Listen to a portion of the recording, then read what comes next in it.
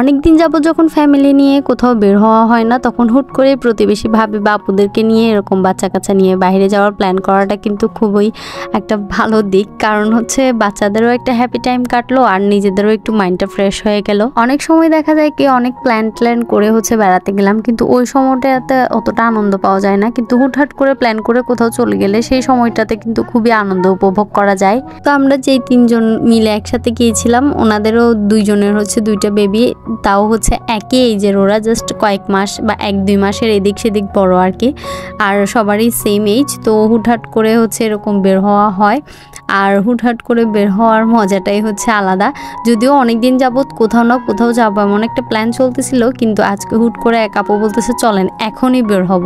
তো আর কি করা, যখনই ভেবে ফেলছে তো বের হয়ে গেছি। যদিও আমার একটু কাজ ছিল, তারপরও ভাবলাম যে না বের হই, তাহলে ইহানেরও একটু মনটা ফ্রেশ হলো, ওদের সাথে একটু খেলাধুলা করলো, বাইরে ঘুরলো।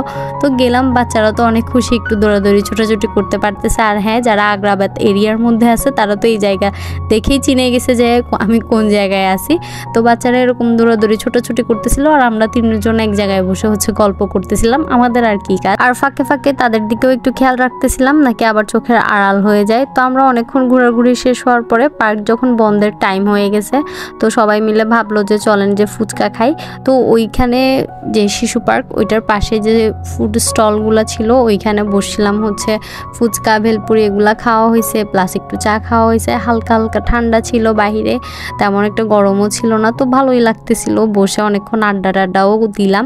তো আমাদের ফুচকা আর ভেলপুরি খাওয়ার টাইমে আমি তেমন কোনো ভিডিও ক্লিপ নিই নাই, তো এদিকে হচ্ছে চা খাওয়ার টাইমে ভিডিও ক্লিপ নিচ্ছিলাম। আর আমার ভিডিওর জন্য সবাই কত হেল্প করে, সবাই কিন্তু চা হাতে নিয়ে ফেলছিল খাওয়ার জন্য। আমাকে ভিডিও করতে দেখে আপু আবার কাপটা রাখছে, বলতেছে শুধু 2টা কাপ দেখালে কি সুন্দর লাগবে, আমারটাও রাখি। ওই আপু রাখতে আসছিল, তো আমি বললাম যে থাক লাগবে না, সমস্যা নাই, আমি দেখিয়ে দিব যে এখানে 4টা কাপই ছিল। আর আমাদের পিচ্চিগুলোও হয়েছে ওদের বাবাদের মতো, মানে চা না খাইলে ওদের চলে না এরকম। তো ইহান তো বলতেছে তুমি একটু খেয়ে আমাকে দিও, ওর বাবাকে যেটা বাসায় বলে আর কি, যে একটু খেয়ে আমাকে দিও।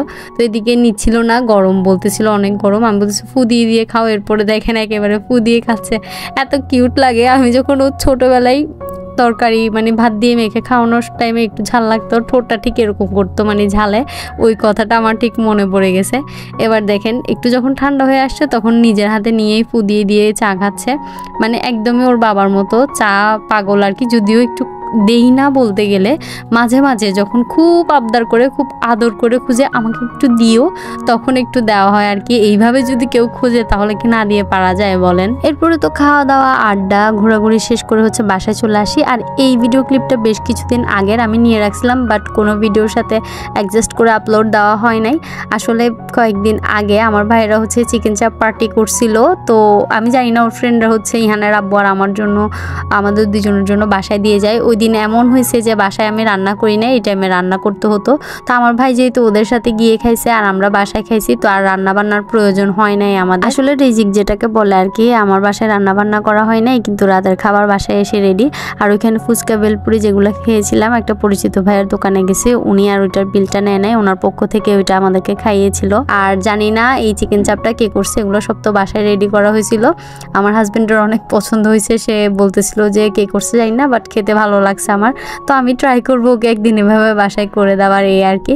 তো আজকের ভিডিওটা হচ্ছে এই পর্যন্তই রাখছি। ভালো লাগলে অবশ্যই লাইক, কমেন্ট এবং শেয়ার করে দিবেন। পরবর্তী ভিডিওর জন্য পাশে থাকবেন। সবাই ভালো থাকবেন, সুস্থ থাকবেন। আল্লাহ হাফেজ।